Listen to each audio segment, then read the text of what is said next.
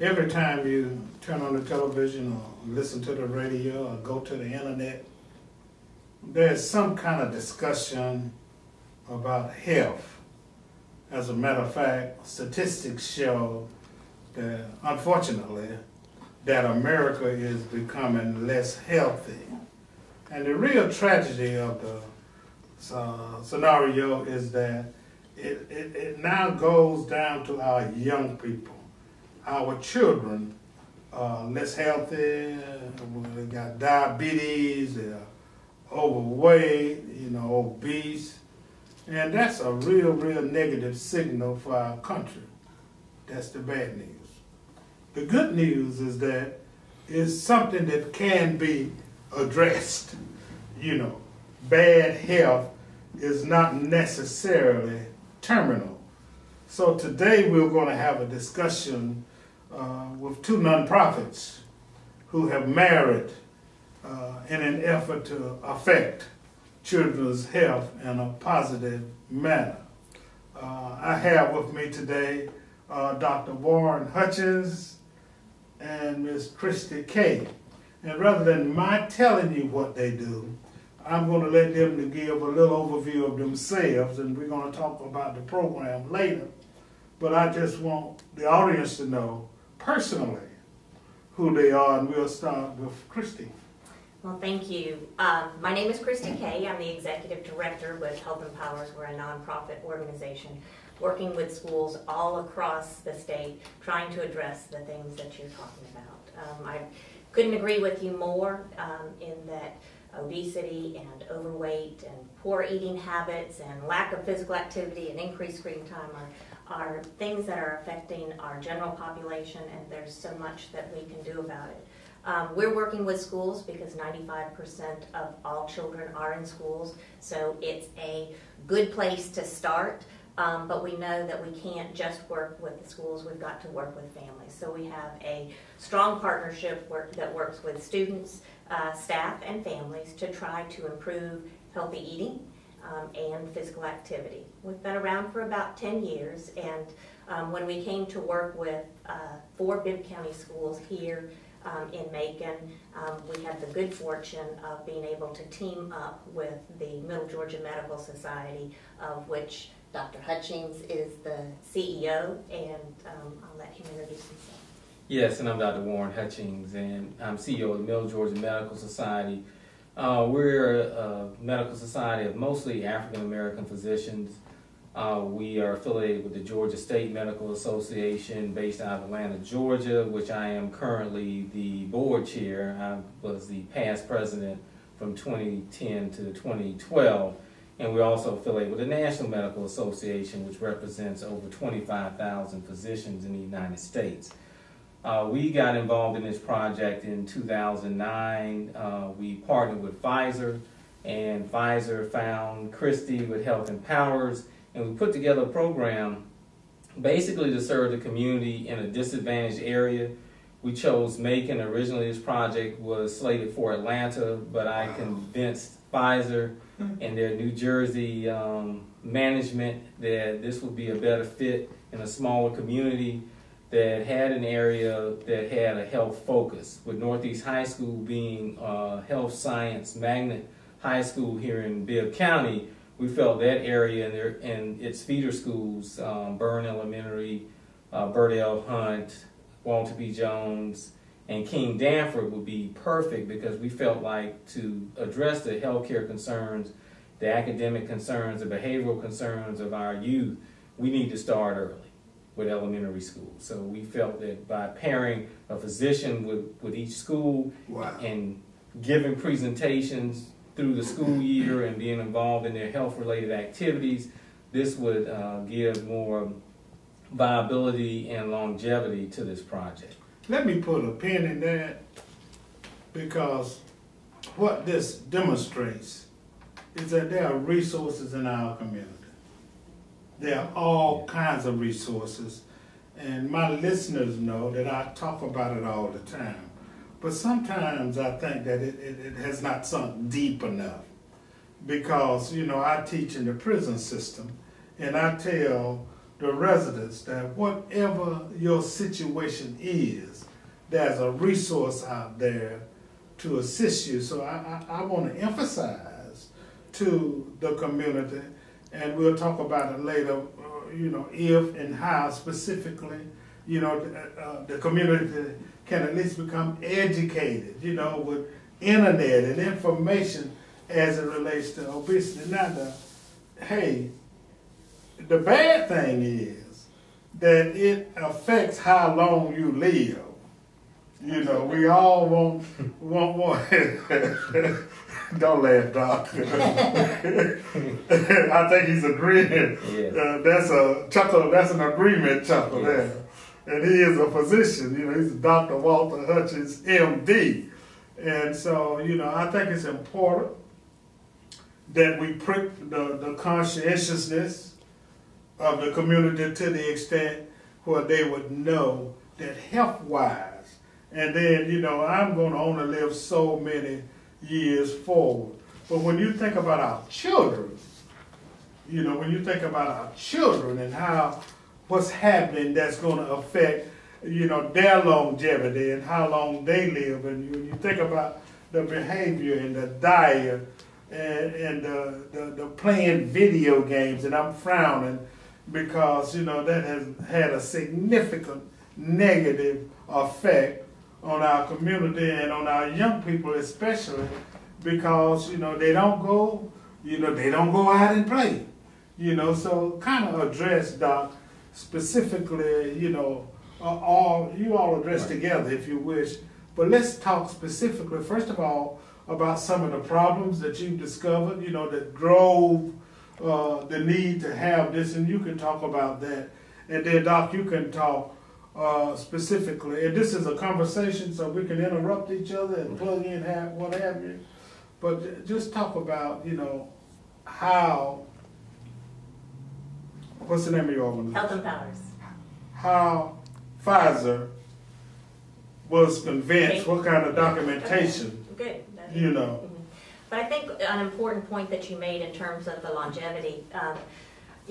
The research is out there, and I think this is important for our listeners to understand, is this generation of children, if we don't change things, are not going to have the life expectancy as we as adults have had. And that, I will tell you, was something that hit me as a parent. I'm a mother, and so when I heard that first statistic, it really raised my level of consciousness and awareness, and I wanted to be able to do more for not only my family, but other families. And there are lots of things that we can do. And I think the reason that Pfizer came to HealthMPowers when we first started was because we had data. We had data to show that we were making a difference with children in terms of their cardiovascular fitness, in terms of their fruit and vegetable consumption, in terms of their physical activity. We were making changes within schools, so schools were changing their policies so that kids could be active in school. Instead of having to sit, kids are in school for 6.5 hours, and we're asking them to sit at their desk for that entire period of time, hands folded, back straight, good posture. These kids, our bodies are meant to move, and so we need to have time for movement. It's been amazing to us to see the lack of knowledge in our adult population, in our parents, in terms of, and I get it. They didn't have good health education, good physical activity instruction when they were growing up. And so they don't know how to read food labels. And they don't know how much sugar or fat is in different food products. And they don't know how to know that or to get that information. And those are the basic skills that we're teaching these young people. And I love having parents come into the classes that we teach, or that Dr. Hutchings does, and he can attest to this. And they'll say, I never knew. Yeah, I want to address something related to that, and I'm glad to know, and I didn't know, that there is some kind of community possibility, with this program, yes. Whether it's through the Welcome Center or whatever. But the thing I wanted to mention to you, and the thing that I thought about, is I eat a lot.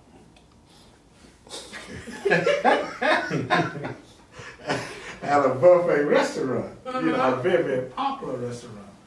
But what breaks my heart, you know, is I see 3-year-olds at the buffet counter with their parents, and they ask them, "Do you want this? You want some of that?" You know, and the 3-year-old gonna pick macaroni and fried chicken. You know, invariably, if not fried, definitely macaroni. And so. And no vegetables. Oh, absolutely not. Nothing. Matter of fact, every time I see a kid at the restaurant eating salad, I say, "Oh, you got your veggies today," you know, because I try to encourage that. So you can go ahead, but I just wanted to mention how oftentimes parents are contributing. You're going to ask her, let me just say this. If I didn't eat what my mama had on the table, you know, I'd go hungry, you know, until such time that I decided to eat it. To eat the good you know, food there was no choice. you. You don't give a 3-year-old a choice, because that 3-year-old or 5-year-old or 6-year-old has no knowledge of the kind of effect that I mean, and I can quickly, go ahead, Doc. I can give you part of what this program has done, and the name of it is Empowering Healthy Choices. And I'm glad you gave that example, because what we've been able to show with this program is we are teaching the kids how to teach the parents and the teachers how to eat, how to exercise, how to incorporate this into daily activities, how to do this in school. So it's been very successful. And you mentioned about the veggies, and Christi may be able to tell you more about this, but during the second year of this project, we were able to show that we were able to increase that consumption by at least 51%. Wow. Fruits and vegetables was, I think, up to 80%. Physical activity inside and outside the home was up 70 to 80%. So again, we've been able to incorporate this in a manner where the school is involved. We've gotten the faculty and teachers involved, where they bring healthy snacks, healthy meals. We have them incorporate exercise at the beginning of the day. Wow. And many of these programs, and Christi can probably talk about this through school-wide, what we're planning to do is incorporate the exercise program. And what it's done is help academically with academic performance, help with behavioral problems, cut down these problems. And like she said, a lot of these kids are cooped up like chickens. And you expect them, you know, to hold in all this energy. They're not allowed to exercise. They're not allowed to speak. They're not allowed to be children. We have to allow our children to grow. And there's more to learning just than going to school and reading books. So kids are learning to socialize. They're learning to improve academic performance. At Byrne Elementary School, it made tremendous progress over the past 3 years. Top 10 in the state, what we call high progress schools, as far as academic performance over the 3-year period. And again, this is based on what we have done to help with health, to help with exercise, to help with education. Wow, go ahead. And I think it's so nice because the schools that we worked with, I have to send kudos out to them because they have done a remarkable job. Because this program is not an easy program to implement because there are so many different factors. We're trying to help schools to take a look at what they are doing. So we do kind of like a needs assessment in the beginning to find out what they're currently doing, because sometimes I think as adults, both in the schools and as families, we talk out of both sides of our mouth. We say you need to eat healthy, and then what's on your plate at the buffet?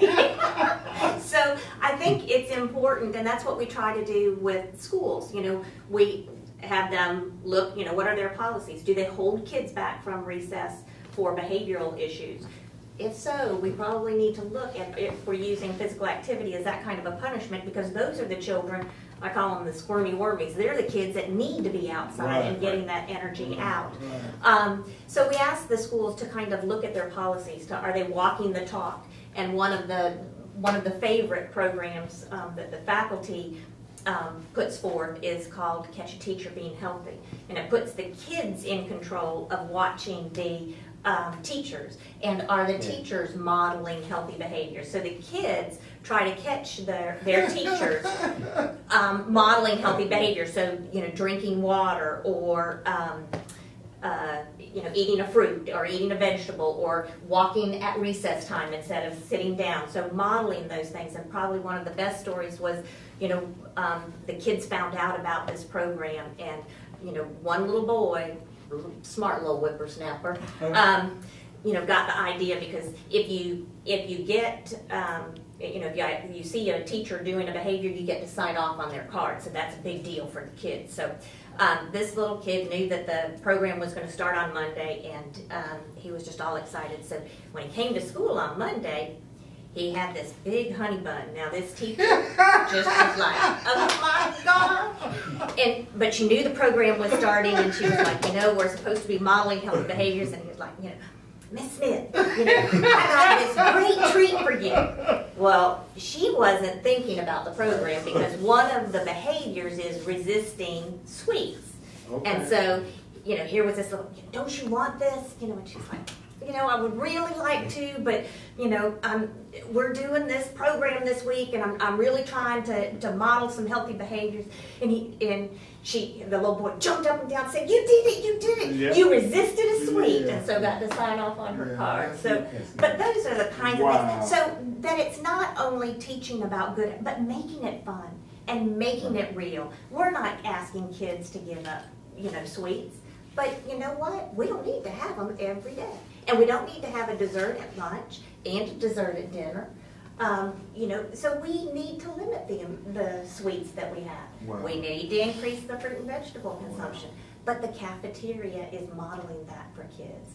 And we need our families to do the same. Well, I guess by the same token, and I see how that would work, because they could catch a parent being healthy. We have a program called Catch a Family Being Healthy. We've got it. We've got it with yes. This is a call to action. A call to action. This is a call to action. A call to action. And I'm your host, Alex Habersham, and I have with me today Dr. Warren Hutchings, who's the Executive Director of the Middle Georgia Medical Society, and Miss Christi K., who work for, give me the name of that organization again? HealthMPowers. HealthMPowers.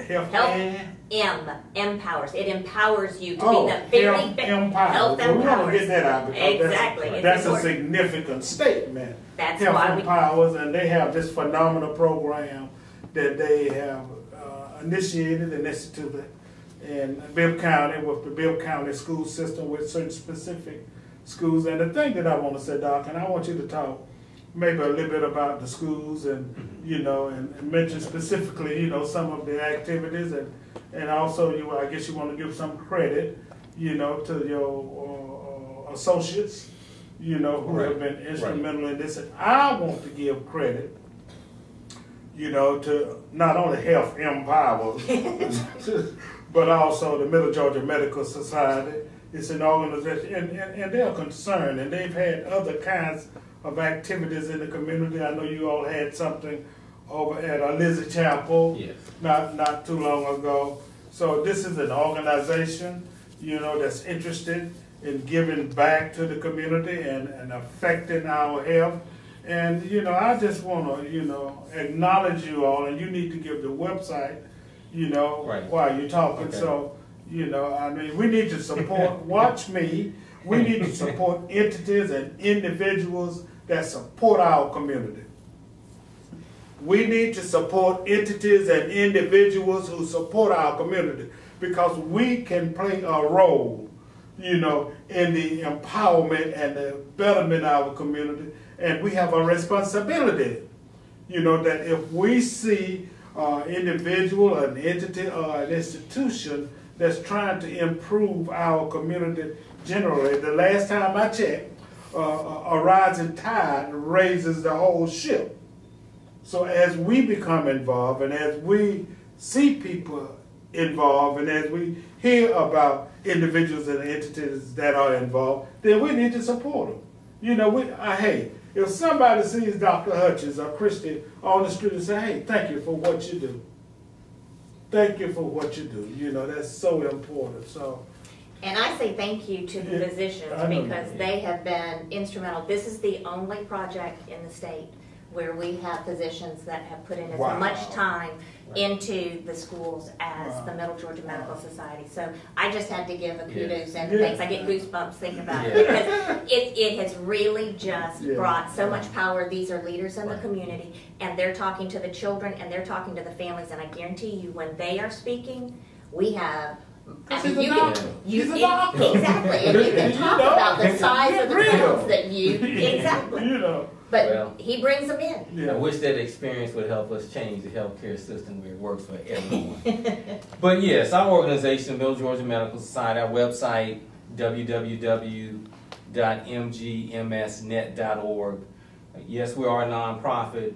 Mainly we represent physicians and the patients we serve. But one of the things we felt we need to do was become more involved in the community, especially being an organization of mostly African physicians of African descent. We felt that it's a tragedy being in a community like Macon, where the population is at least, 65% African American, the county is at least 50% African American, for us not to get involved and help those who needed help. And I like to thank Pfizer for what they did, because one of the key things with the project was we had to go to an area that was challenged, both economically and academically. And we felt like if this went to Atlanta, that the impact wouldn't be as great and the community feel wasn't as great. Plus we had physicians, Dr. Julian Earls, who is the president of the Middle Georgia Medical Society, has worked with me tirelessly. Dr. Michael Early, who is now in Fort Valley, but is also a Macon native who grew up on the east side of town where this project is based. Dr. Cornell Peters has been involved, and initially Dr. Alicia Watson was involved. So we've had great support among our physicians. It's very tough because we're basically volunteering our time, and the way medicine has changed has made it very difficult for us to get back into our communities and do what we need to do to strengthen our community. So this project basically took that in and said, look, what we're going to do is help these kids help themselves, help their families, help the schools. We want to make sure these schools survive, because you see how budgets are shifted, and our schools get shut down. I know. Eliminated. You already saw what last week before last talking about combining schools and all this. And what we want to do is make these schools viable. You mentioned some of the projects. And at Jones Elementary School, what these kids have done is they've started a garden. They're growing their own vegetables, products. Wow. They're learning how to do these things. Byrne, again, I mentioned the academic success. Some of the other schools have gotten more involvement with their administrators promoting the healthy activities as far as exercise and incorporating in the beginning of the day. So these kids are active, and what has been shown by the studies, it helps the brain. Wow. It helps them focus. It helps with these behavioral problems. It'll keep our kids out of the prison system, out of the juvenile justice system. These are the kind of things we're trying to do. Georgia leads the nation in incarceration. 1 out of 11 in Georgia, is incarcerated. So just for it to have that kind of holistic benefit is nothing short of phenomenal. Now let me, both of you, or either of you, let's talk to the lay people out there. Let's talk to the parents and the grandmamas and people like that. And let's see if we can't give them a quick overview or seminar on what they ought to do, although they are not a part of the school program. But, let's just talk to them and say, now, look here, Grandma, this is what you can do to kind of mirror this to the best extent. Because guess what? Grandma got a backyard, so I mean. And I want to say something quickly about that. As a physician and family physician at that, about half of my population involves children or pediatric population. So I give this talk all the time, especially to the kids and the parents, that your kids should be exercising. They don't understand, don't really believe this is what the guidelines say. Your kids should be exercising 60 minutes every day. Now, that can be anything from walking, doing housework, or whatever, but they need to do something 60 minutes a day. They need to reduce screen time. That means playing video games, watching TV, all that stuff, smartphones, texting and all that. Should be no more than 2 hours a day. Really, it should be an hour or less. But again, they need to reduce that. They need to increase their water consumption. You know, increase fruits, vegetables, increase the fiber, decrease fat, sugar-sweetened beverages. You know, decrease the sugar-sweetened beverages. I mean, basically get in more healthy proteins. Avoid the fried foods, the cookies, the pies, all that stuff. Processed food, processed meats. You know, if you're going to eat meat, make sure it's lean meat. You know, smaller portions. Vegetables, try to eat fruits and vegetables in their natural state. It can be frozen, it can be fresh, but you know, it can also have juice as long as it's natural juice. You know, try not to, you know, add high fructose corn syrup or corn syrup. They try to change the name, but it's all the same thing.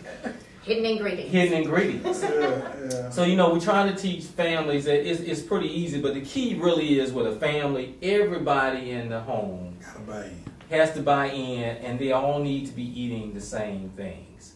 You can't have a patient with diabetes in the home and say, okay, the person with diabetes is on a special diet, we're going to eat wherever we want to eat. And can't do what you said, ask the kid, say, hey, you want to eat this, you want the macaroni and cheese, you want this. So the bottom line is, you know, we as physicians, we try to teach, guide the patients, the families, they have to all buy in and all have to be responsible for their health care. Wow. And I was just going to say, because my thought was, you have to be role models. And kids can be role models for their Yes. parents, and parents need to be role models for their kids. But the behaviors that Dr. Hutchings pointed out are all the things that we're trying to teach these young people. And what we try to tell families is, don't try to do everything all at once. Choose one behavior and get that behavior going in your life. I want you all to get together and let's start a monthly, if you don't already have it. You know, I've got a promotional company where I send out stuff to the entire community.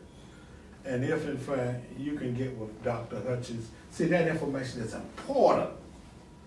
You know, it's very, very important. And we'll run it, you know, we may run this quarterly, you know, so people will know. You can put it on your website, and on your website we'll get it from Andrea and Trace Crum, who are with Platinum Sound and Media, who are my producers.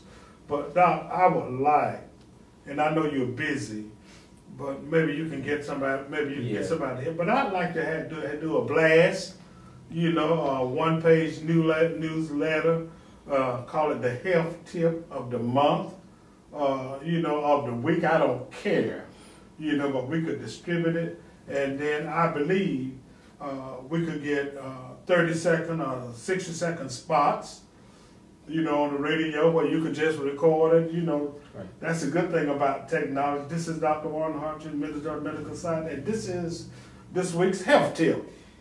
And you know that's not my area of expertise, because I try to stay we behind got the scenes. We got it. We got the 10 tips. She got we it. can give She you got 10 it. tips on fruit Yes. consumption. 10 tips. I just want to. Yes. I know. We'll collaborate and get it together. Right. We got it. Let's get that out to the media. But I just want to congratulate and thank you. Now, is there any need for anybody to get in touch with you? I mean, is there any way you need support, or is there any mechanism for maybe talking to groups or sending groups information or anything of that nature? Well, we certainly have a lot of information on our website, which is www.healthmpowers.org. That's HEALTH, the letter M, and then Powers, POWERS.org.